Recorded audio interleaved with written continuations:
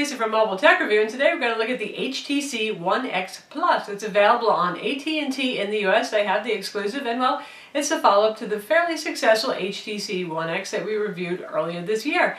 What's changed? Quad-core Tegra 3 processor, 1.7 gigahertz. That's rockin' power inside here, and 64 gigs of storage. Those are the two biggies. Still a gorgeous unibody polycarbonate phone, one of the best displays we've ever seen on a phone. We're going to look at it now. So this is the HTC One X Plus. It's available now on AT&T exclusively in the US. It's $199 with contract, $549 if you're not eligible for an upgrade. And it's a lot like, well, no surprise there, the HTC One X that came out earlier this year. What they've done is speed bump it, add a few enhancements to keep it competitive for the holiday season. And those are some pretty welcome additions. Especially the Tegra 3 CPU that's in here, because us in the US, we didn't get Tegra 3 phones because NVIDIA was a little late to get integration with LTE chipsets. Qualcomm, who makes the usual LTE chipset, had a big jump there, so we mostly saw dual-core Qualcomm Snapdragon CPUs in our smartphones this year. Finally, we get the Tegra 3 here for those of you who have been feeling left out and have a need for speed.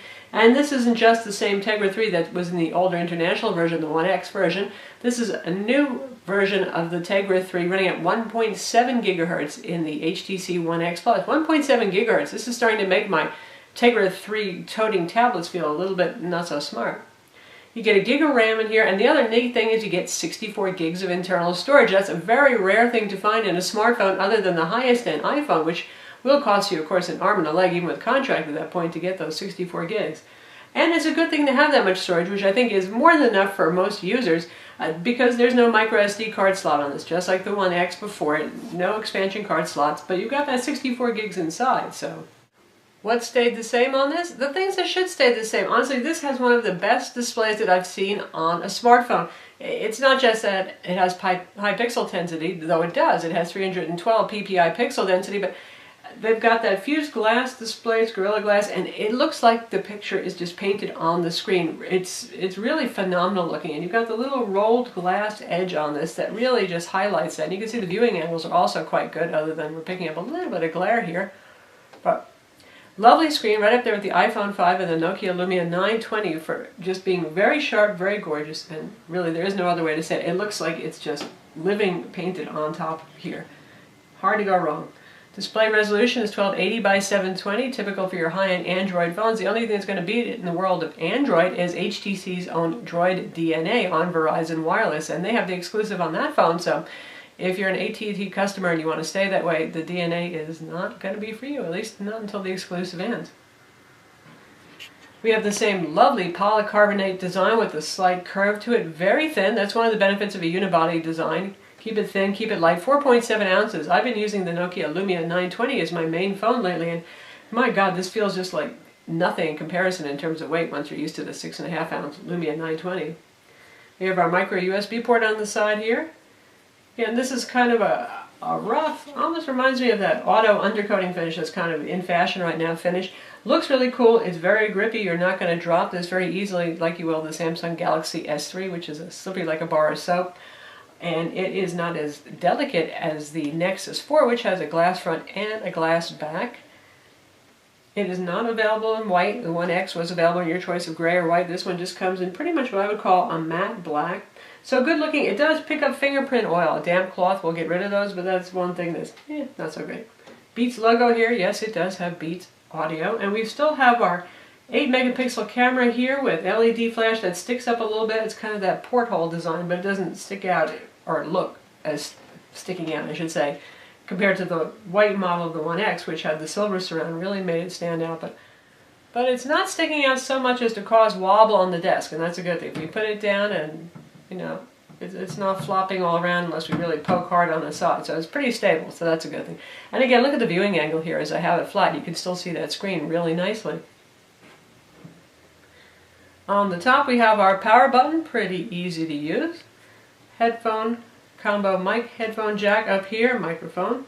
This is your micro SIM card door right here. It's one of those things where you're going to pop the little included tool or paper clip in there to pop that tray out and get to it. Pretty common design these days. Same thing we saw on the One X.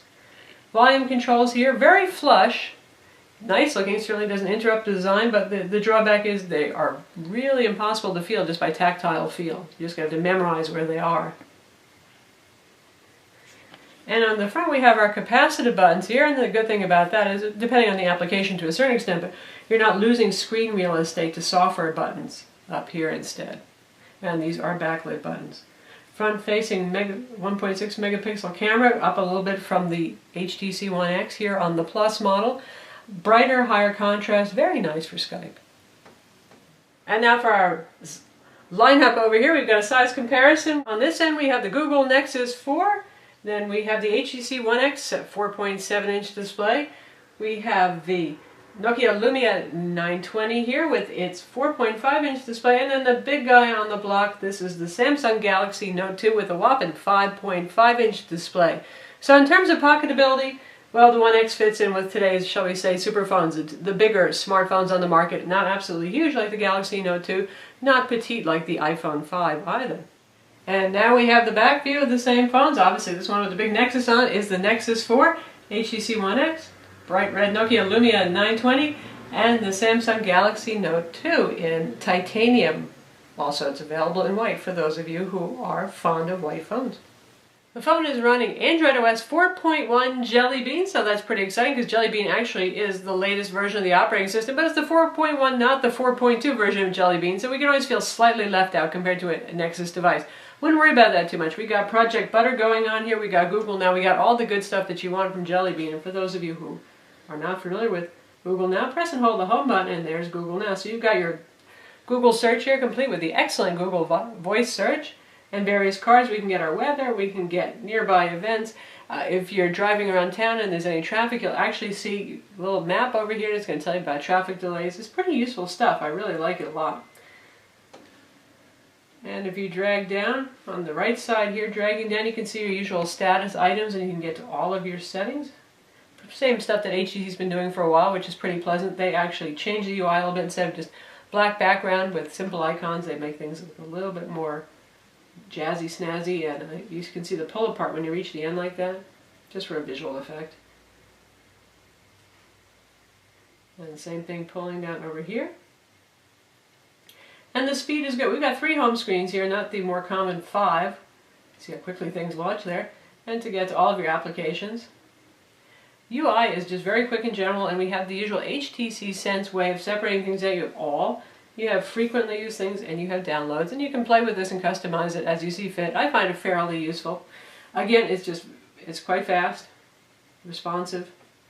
And Sense 4.0 Plus here is also just nice. It's a light skin, they're not overdoing it, they're not weighing the phone down, all but love little handy customizations that make the phone just a bit easier to use. You've got the little launcher strip of icons here. You can customize this, and this also becomes your ring when the phone is locked. That again is a lot like the One X that preceded it. And I'll show you here. So there's the ring. I can drag any of these down, like say I want to go straight into camera. Just do that, boom, I'm on camera. And they also have the little vacation feature where you can keep the camera active under the lock screen so you go right back to it. So if you're a shutterbug who's seeing lots of great sights and you just want to keep going back to that camera, you can do that. All the standard Android apps are here. We've got our gallery, we've got the Google Music player. And you can see HTC has customized that a little bit so you can have Dropbox as a source, Facebook, Flickr, Picasa, depends on what you add there. And then my phone, of course, too. And it's pretty quick, and it separates photos out from videos over here, camera stuff from whatever I've stored locally. And let's check out some video playback and see how quickly we can go with a video. Well, we've got a 1080p movie trailer here, actually higher than the screen's resolution, but you can output over MHL to HDMI. Just a gorgeous screen for watching video, and 4.7 inches, big enough that you feel like you're kind of living large and a little luxurious. Fairly loud speaker too, we're about 3/4 volume. Doing great.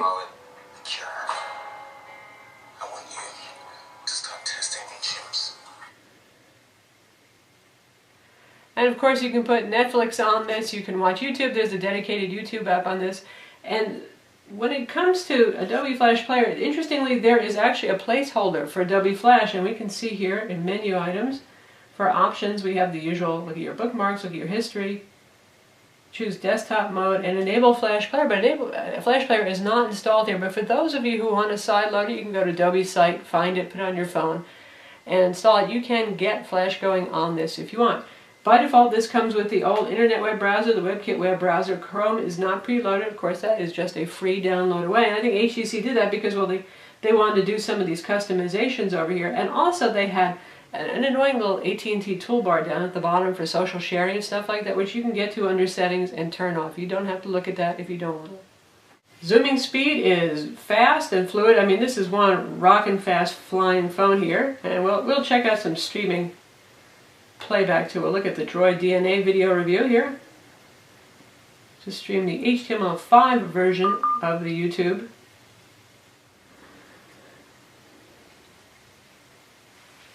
And we're streaming over AT&T's LTE 4G network here. Of course, you can use the dual band Wi-Fi if you want, but we're testing out their network. This is Lisa from Mobile Tech Review, and today we're looking at the HTC Droid DNA, one of the cooler phones that we've seen from HTC in a while. Plays beautifully. From them this year, but 5-inch 1080p display. That is a... So there's your HTML5 streaming YouTube video, and again, for the adventurous of you who know how to do that, you can still load Flash on this. HTC has customized the calendar just a little bit. You can see we get things like the local weather based on our location right here, which is handy. Month view, nothing too exciting to see right there, and then we have the usual agenda view as well. The People app integrates with your Facebook contents if you like for a little social networking love. And they also have their own music player, which is, again, same thing you see on the One X, but I like it a lot. And you can choose different sound sources depending on what you've downloaded here in terms of music playback applications. SoundHound and TuneIn Radio are pre-installed on the phone, so they show up. And if you look at my own collection right here.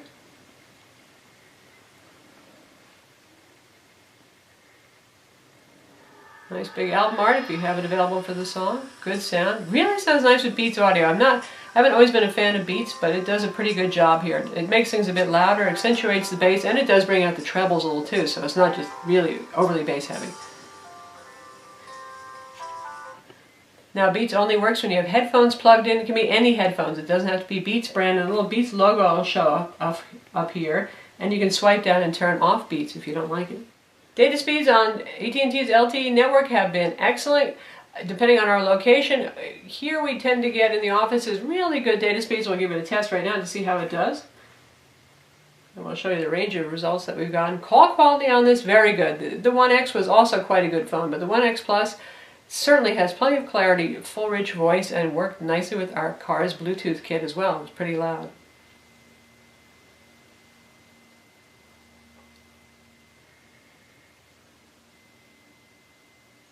And there's an unusual thing where you actually see upload speeds being faster than download speeds. We got a 13.3 megabit per second down, 16.2 up. And in our results here, taken in several locations, you can see the fastest that we got was 21.3 megabit down, and that was paired with a 15 megabit up. But overall, top speeds here, and this phone does have the mobile hotspot feature, so you can use this as a wireless modem for your tablet, your laptop. And here we are in the camera application. It's a capable camera, fast 2.0 lens, backside illuminated sensor has HDR, can do panorama mode, can just about do everything, including making your toast in the morning. 28mm wide angle lens, and you can shoot photos while simultaneously shooting video. In fact, if you're just watching any video, you can take photos of the video. So if there's a real favorite scene you have and you want a still shot from that movie, you can do that. And you can choose between your camera mode and your video camera mode right here, and you have access with that little icon right there to previously taken shots, and focuses very quickly. Consider we're quite close to our subject. I'm impressed. It's just instantaneous. And the minute you switch to video, it starts shooting video, so be ready for that. And if you want to take a picture meanwhile, we can do that. Doesn't make any sound though, so you don't hear it tst, tst in the middle of your video. Does a good job. It is not as good at low light as a Nokia Lumia 920, which has got to be one of the best camera phones I've seen for shooting low light 1080p video, but this does quite a good job. It's still one of the top camera phones on the market today. It holds its own against the Samsung Galaxy S3 and the Samsung Galaxy Note 2. Now if you want to quickly take a look at our photos and our videos, there's our video. And there's the photo that we took. Looks rather nice. And there's a bunch of modes for the camera as well. You have night mode, which can help actually improve those dark shots. Effects, you name it, it's there. For benchmarks, this thing does extremely well, as we expect that it would. It's got one of the fastest CPUs you're going to find in a smartphone right now. And you can see right now we have the AnTuTu benchmark up 16,111. That's an all-time high for scoring. The LG Optimus G comes pretty darn close to that, but it's still behind. On Quadrant, we scored 7591. Again, that's right up there with the Optimus G as one of the fastest phones. And the Optimus G managed a 7235, a little bit lower. And on AnTuTu, it had 11,000 score.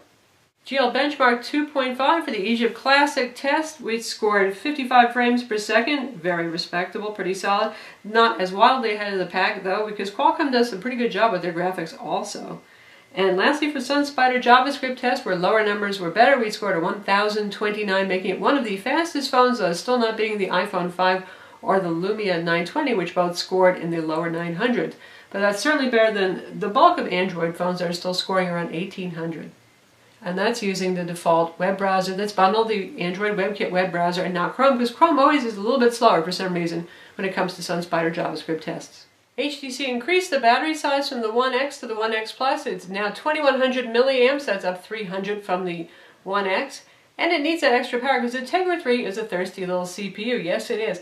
Now, if you're just doing normal, non-demanding tasks, phone calls, playing music, even just playing video, battery life is going to be identical to a Qualcomm S4 dual-core CPU. But when you play games with this, the more demanding 3D games, or if you use LTE heavily, you're going to notice the battery drain a bit faster. With moderate use, which includes some phone calls, watching a couple of YouTube videos, push email turned on, hitting some websites, background music playback, that kind of thing, I had no trouble making it through a full day, from 7 a.m. to 10 p.m. at night before having to put it on the charger. So that's really on par with the Galaxy S3 and the HTC One X as competitors, and even the Nokia Lumia 920. Now, if you're playing games, it's going to drain faster. I would say you're definitely going to want to get a spare charger to carry around with you, or just keep your charger with you since you can't swap in a spare battery. This is a sealed inside battery.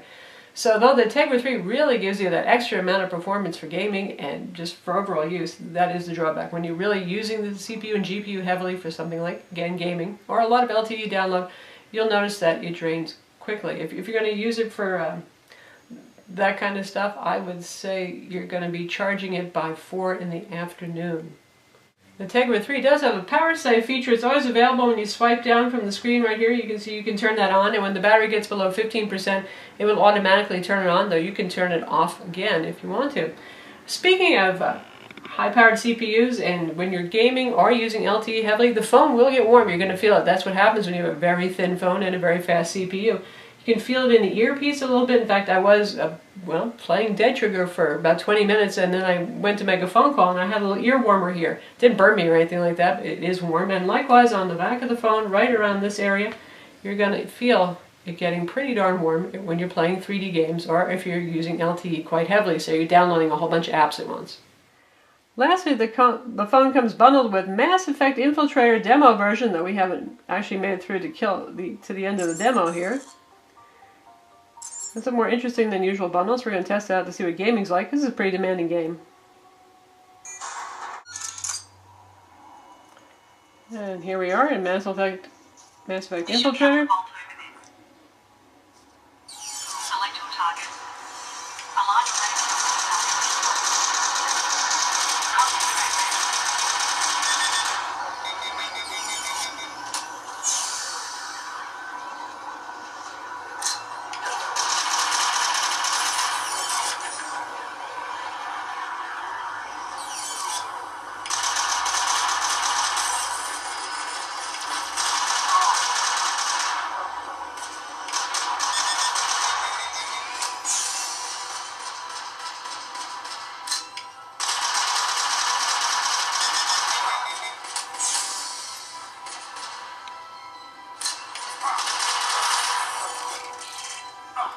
Plays just fine, certainly a demanding enough game.